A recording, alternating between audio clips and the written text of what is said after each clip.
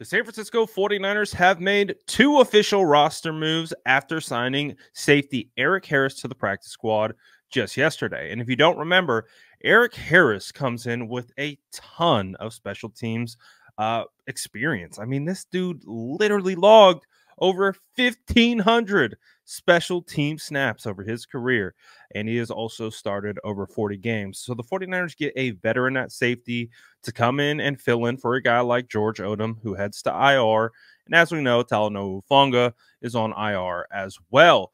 But the San Francisco 49ers bring in more defensive back help, and this time it is Kemon Hall, who the 49ers add to the practice squad. So that's two defensive backs that the 49ers have added in the last 2 days. And in a corresponding move, in order to make room on the practice squad, they had to let go of offensive lineman Henry Byard, who they signed outside of the bye. So they move on from him and they add secondary help. Now, it is important to note that this is a cornerback that the San Francisco 49ers have signed, and it is not Jason Verrett. Again, why I found it so interesting and intriguing that Kyle Shanahan said that they expect to sign Jason Verrett, and they haven't signed him, and they go and move on, and they get another cornerback for the practice squad. That's why in all the years that I've been watching Kyle Shanahan and watching John Lynch and evaluating their press conferences and all those different types of things, one thing that they really don't talk about are players that aren't on their team unless they're asked about an opponent or something like that. But in regards to player transaction, it is very rare that they open up about any kind of information about a player transaction. So I always thought that was odd that they talked about openly signing Jason Verrett before he actually signed. And here we are a couple weeks later, and it doesn't seem like that is actually going to happen. So again, just an interesting kind of correlation between this signing and that situation with Jason Verrett. But hey, it is what it is. The San Francisco 49ers bring in a guy who has primarily special teams experience in the NFL. The most opportunities he got to actually play came in 2021. He got 22 total snaps. He played 14 in coverage. He did okay. And like I said, he's primarily done most of his work on special teams, and this was with the Chargers.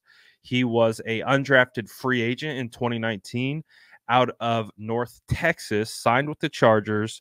The 5'11", 190-pound cornerback who is 26 years old, like I mentioned, has been predominantly a special teamer. So that is to be expected of kind of what role he will fill with the team. In 2021, he logged nearly 300 special teams snaps. So he played on kick return, kick coverage, punt return, punt coverage, field goal block. He played on every pretty much special teams unit group outside of the field goal kick, which is pretty much all offensive linemen and tight ends. And through those 300 snaps, he had 4 tackles, 2 assisted, and he missed 3 tackles. But he did have an interesting, it appears, 3 penalties in 2021. And then in 2022, he only made an appearance 33 times on special teams and only had 1 tackle. And then he did not play this year or appears to have been rostered on any other teams that I can see.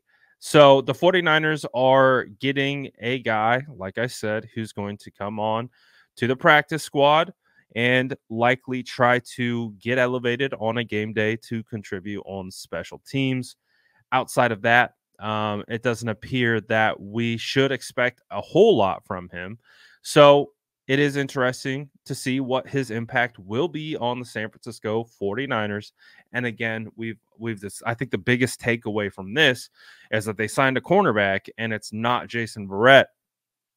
But it's again, Jason Verrett, I don't think would be wanting to come in to necessarily just play special teams. I think he'd either be looking for predominantly a backup role at cornerback or starting cornerback, but that's about it. I don't think Jason Verrett doesn't strike me as a special teamer at this point in his career.